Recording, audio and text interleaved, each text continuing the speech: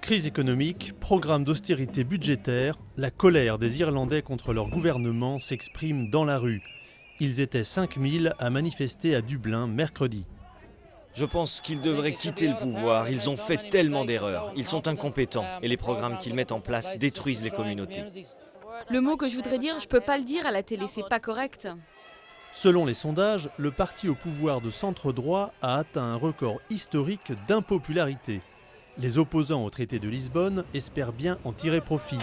Pour Declan Ganley, homme d'affaires à succès et meneur de la campagne du non, si le traité européen est à nouveau rejeté, le gouvernement sera en péril.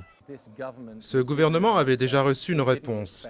Il ne l'a pas respectée et il revient avec exactement la même proposition. Pas une virgule du traité n'a changé. Par conséquent, il est parfaitement raisonnable que les Irlandais appellent à sa démission.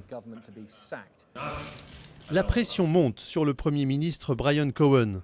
Il espère que les électeurs oublieront leur mécontentement contre lui et voteront pour les bienfaits de l'Europe.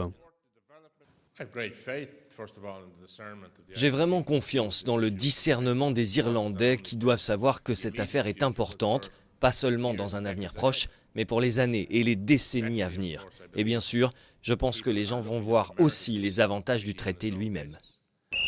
Selon les derniers sondages, le oui recueillerait entre 48 et 68% des voix, contre 17 à 33% pour le non.